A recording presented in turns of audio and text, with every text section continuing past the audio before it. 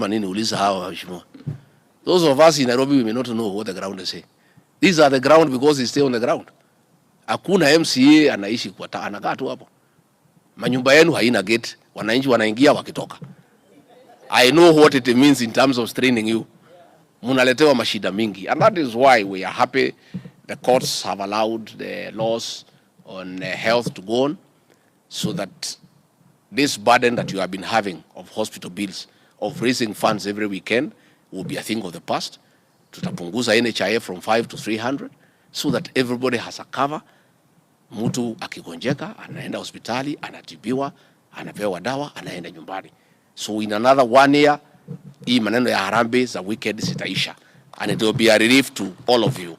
I know muko na mambo ya matanga. I know you have many issues. So we are still committed, the way the president agreed to meet the 800 MCAs from our part of the political divide. We are going to create a date, mkuje tukue na mazungumzo na rais, tukubaliane, so that we can be able to make progress. Again, I think Bwana Speaker na watu ya forum ya MCAs will organize, I meet the speakers from the region, so that we share with this bill and they tell us wamefikisha wapi, so that we can also urge them on to conclude haraka haraka, so that wale watu wasitoroke Nyandarua waende Nyeri, because that is what will happen with this bill. Wale hawezi wacha wale ya kuuza vitu baya baya watatoka Nyandarua waende Nyeri, ama waende Kirinyaga, ama waende Kiambu, ama waende Murang'a, ama waende Nakuru. So we want to tighten this thing around the whole space and the whole country, so that wawachane na hii biashara, warudi kwa shamba tukalime pamoja na hawa. And that is what will happen. And I want to ask our traders to know that they are also parents. Much as they are trying to make money, they cannot make money by selling our young people poison. They cannot be rich by killing our people. Even God cannot bless their wealth. Let them look for honest means to earn their livelihood. There are many businesses you can do and make money without killing other people. Mimi sitaki kusema mingi, ile siasa naendelea, mwachana. Kazi ni hii. Let me say, those who want to lead, hii vijana wakikufa utaongoza nani? Come, kwanza tuokoe generation. Then unaweza kujipanga nao huko mbele, isn't it? If these young people are all dead, wamepoteza vitambulisho, wanalala kwa mtaro, wewe unataka kuongoza, utaongoza hawa, utaongoza nani? There will be nobody to lead. Let us first preserve this generation, and let us not be transfixed with the childish politics of succession, of elections. We have barely come from elections. 1.5 years. People want service. Watu wanataka kuhudumiwa, watu wanataka kujua mambo ya barabara, mambo ya ukulima, mambo ya stima, mambo ya maziwa. Sasa mambo ya uchaguzi ni tuachane na hiyo maneno. I want to appeal to everybody, more so in our region, which people look a little bit confused. Let us focus on service delivery, and we want this region of ours, all this region, to be united under President William Ruto, the way tulikubaliana, tuunge mkono, tuwache mambo mingi, na tufanye wananchi kazi. Na aria mara fagira gitaro giki gitu meru atiri mukungire akorire ndarikia.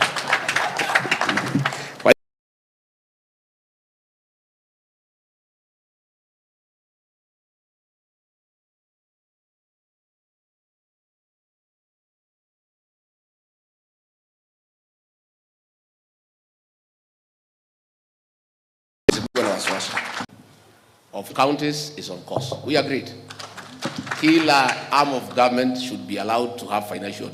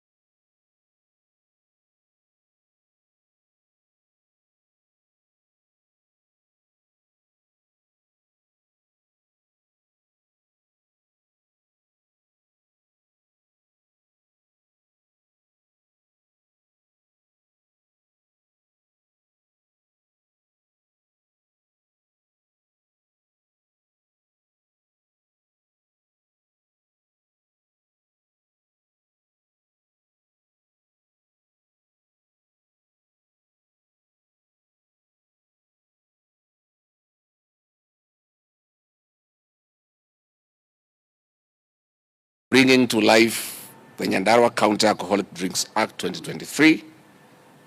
You have spoken loudly and clearly. You have chosen life and prosperity. Through the leadership of the county, you are saving and securing a generation that risk being wiped out by illicit alcohol. Now we have a legal framework to support eradication of toxic and deadly brew for sobriety and productivity in the community and society. President William Ruto and the entire government acknowledge you for the courage of putting the people first before personal political interest. We know and understand that the pushback is ruthless. This is the kind of leadership that counties and indeed our country needs for impact.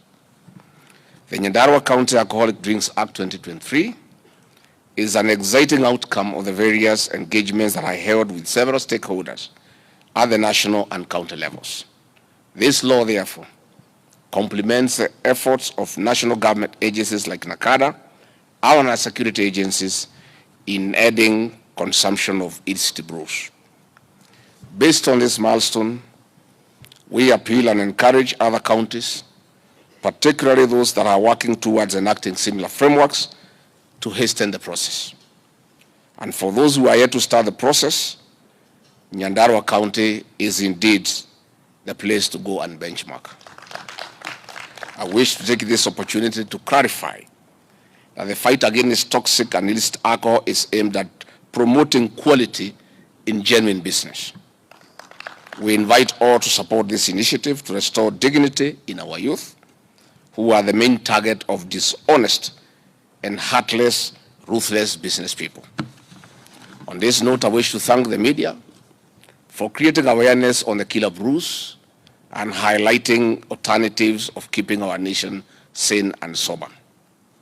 In conclusion, I'd like to appeal to counties and other leaders to support initiatives of individuals, organizations, and other stakeholders in ending illicit alcohol, drugs, and substance abuse. That is how the bottom-up economic transformation agenda will make sense in the Kenya we deserve. Mimi, honorable members of Nyandarua, you don't know how excited I am.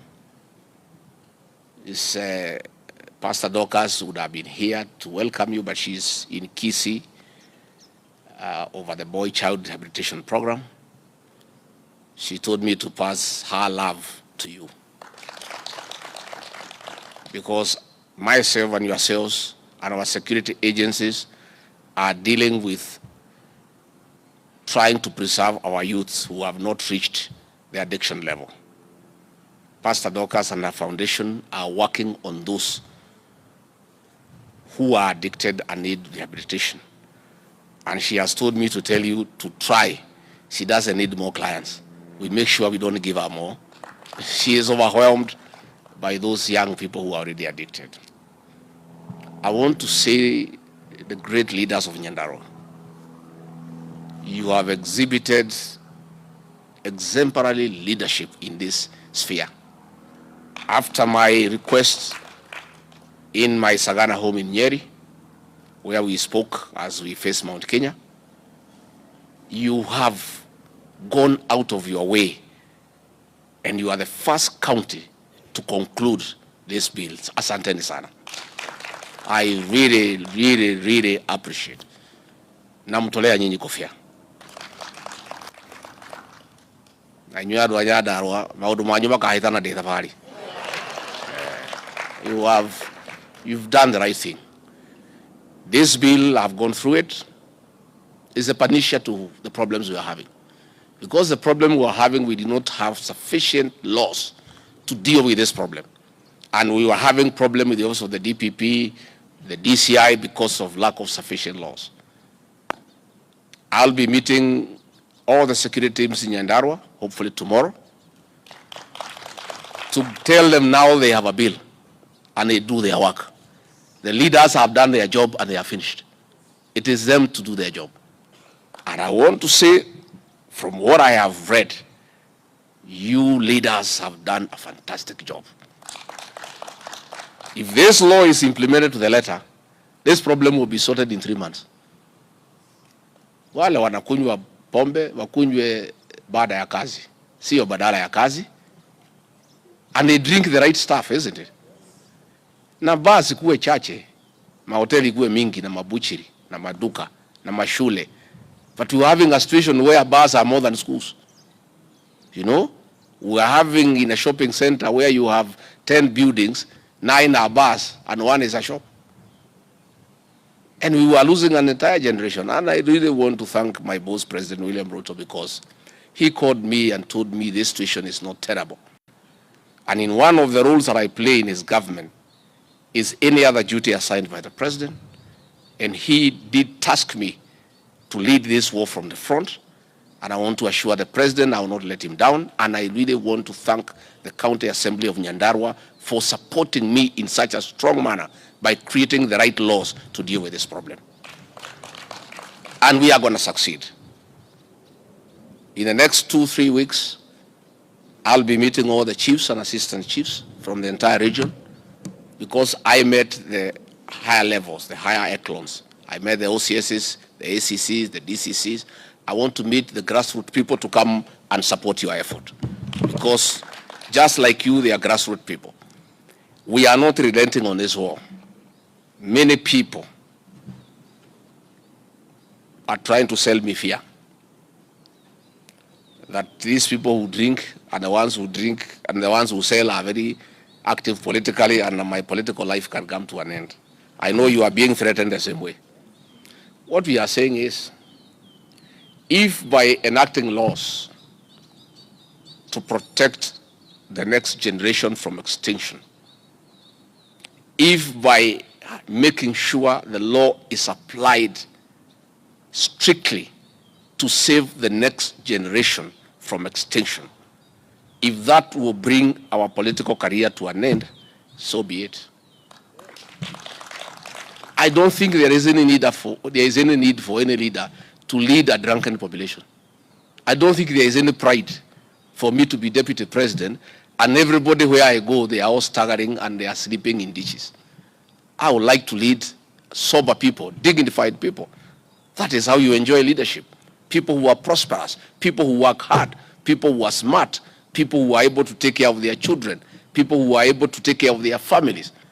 No leader worthy sort want to lead a drunken population, broken homes, people who are battered, young people sleeping in the trenches, staggering in meetings. I don't think any leader worthy sort would be interested in leading that kind of population.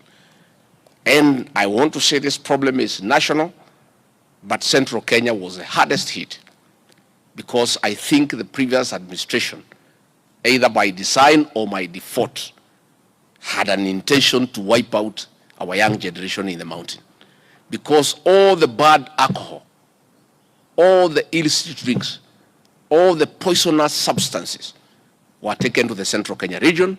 They were sold during daylight when chiefs are there, police are there, nobody cared, and we were losing almost an entire generation. And I really want to thank President William Ruto for taking the bold step, very courageous, and asking me to lead this war. I'll be going also to the Coast Province, where there is a big problem of the hard drugs. It is a lot, it's quite huge in the Coast Province. And the leaders there have called me to go and try to initiate the effort and give it momentum so that we can work on it. So Mimi, I want to say what to Nyandarua, you know you are my people. I am one of you. You know I have a farm there in Shamata. Ya iko pahali nimepata pesa kidogo. So nitakuja mwezi ujao, nichore kanyumba, niweke hapo. Ile Christmas mliona watu wamekuja kwangu Nyeri, Mungu akikubali. Christmas hii nitakuwa na watu ya Nyandarua pale Shamata.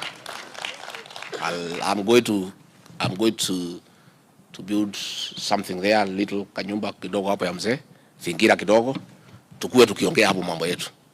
So I am very happy that my county of Nyandarua is going to be sober, because I'm also a sober leader.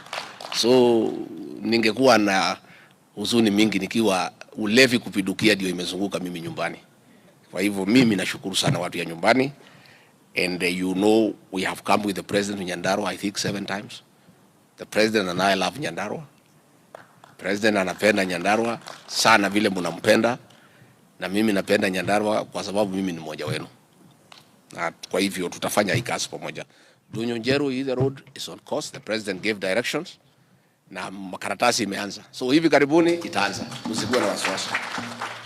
The financial autonomy of counties is on course. We agreed.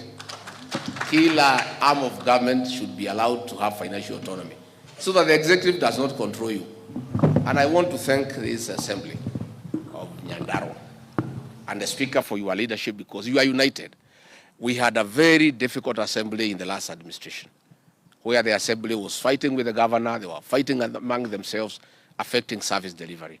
Bwana Speaker nasema hongera, under your leadership and the House leadership, mumeweka Nyandarua pamoja. You are oversighting the governor, but not obstructing from performance. And that is what an assembly should do. Oversight the governor for good governance, but allow him to work, facilitate him, pass his budget, allow him to function. But perhaps you need to oversight, please oversight him. And that is the way things should go. Even in the national government, we have told the National Assembly, the Senate, oversight us. There is no problem. Where we are wrong, correct us, but support us where we need to do the right thing. So I really want to say that you people have done very well. And muendelee, na nitakuwa nikialika nyinyi from time to time, na nyinyi pia mnanialika. Tunakuja, tunakunywa chai pamoja, tunaongea mambo yetu. And I'm very clear in my mind that grassroots leaders are very important. I have tremendous respect for grassroots leaders, our MCAs, because they live with the people. Ukitaka kujua ground inasema nini, uliza hawa waheshimiwa. Those of us in Nairobi, we may not know what the ground is saying. These are the ground because they stay on the ground. Hakuna MCA anaishi kwa anakaa tu hapo. Manyumba yenu haina gate, wananchi wanaingia wakitoka. I know what it means in terms of straining you. Munaletewa mashida mingi, and that is why we are happy the courts have allowed the laws on health to go on, so that this burden that you have been having of hospital bills, of raising funds every weekend, will be a thing of the past. Tutapunguza NHIF from 5 to 300, so that everybody has a cover. Mtu akigonjeka, anaenda hospitali, anatibiwa, anapewa dawa, anaenda nyumbani. So in another 1 year, hii maneno ya harambe za weekend sitaisha. And it will be a relief to all of you. I know muko na mambo ya matanga. I know you have many issues. So we are still committed, the way the president agreed, to meet the 800 MCAs from our part of the political divide. We are going to create a date, mkuje tukue na mazungumzo na rais, tukubaliane, so that we can be able to make progress. Again, I think Bwana Speaker na watu ya forum ya MCAs will organize, I meet the speakers from the region, so that we share with this bill and they tell us wamefikisha wapi, so that we can also urge them on to conclude haraka haraka, so that wale watu wasitoroke Nyandarua waende Nyeri, because that is what will happen with this bill. Wale hawezi wacha, wale ya kuuza vitu baya watatoka Nyandarua waende Nyeri, ama waende Kirinyaga, ama waende Kiambu, ama waende Murang'a, ama waende Nakuru. So we want to tighten this thing around the whole space and the whole country, so that wawachane na hii biashara, warudi kwa shamba tukalime pamoja na hawa. And that is what will happen. And I want to ask our traders to know that they are also parents. Much as they are trying to make money, they cannot make money by selling our young people poison. They cannot be rich by killing our people. Even God cannot bless their wealth. Let them look for honest means to earn their livelihood. There are many businesses you can do and make money without killing other people. Mimi sitaki kusema mingi, ile siasa naendelea, mwachana. Kazi ni hii. You know, let me say, those who want to lead, hii vijana wakikufa utaongoza nani? Come, kwanza tuokoe generation. Then unaweza kujipanga nao huko mbele, isn't it? If these young people are all dead, wamepoteza vitambulisho, wanalala kwa mtaro, wewe unataka kuongoza, utaongoza hawa, utaongoza nani? There will be nobody to lead. Let us first preserve this generation. And let us not be transfixed with the childish politics of succession, of elections. We have barely come from elections. 1.5 years. People want service. Watu wanataka kuhudumiwa, watu wanataka kujua mambo ya barabara, mambo ya ukulima, mambo ya stima, mambo ya maziwa.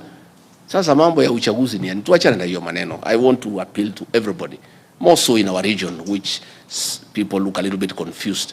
Let us focus on service delivery, and we want this region of ours, all this region to be united under President William Ruto. The way tulikubaliana, tuunge yeye mkono, tuwache mambo mingi na tufanyie wananchi kazi. Na aria mara fagira gitaro giki gitu meru atiri mukungire akorire ndarikia. Kwa hivyo mimi nimeshukuru sana.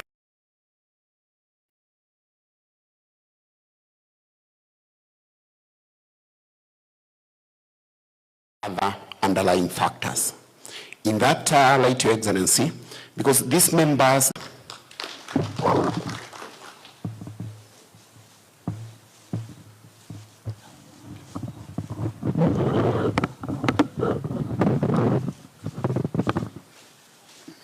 Thank you. Your Excellency, the Deputy President, the Honorable Speaker, the Honorable members of Nyandarua County Assembly, good morning. Here, as I stand, I'm Gadongo Kamau, the Chairman for Education and Social Services, and this is where squarely the bill was subjected to.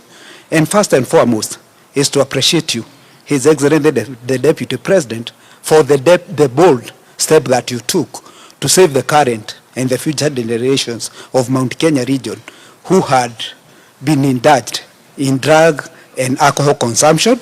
It was quite a very bold move, and when you did it, you invited all the leaders from Mount Kenya region, starting with the MCAs, the MPs, the senators, and you told us that we need to have a very good law which would control the consumption of alcohol, the sale, and the manufacture of alcohol. Your Excellency, the Deputy President, I'm proud that Nyandarua County Assembly is the first assembly in Mount Kenya region to pass that bill that you have spearheaded. And this bill, I tell you, it will save the current and the future generations in Mount Kenya region. Previously the bill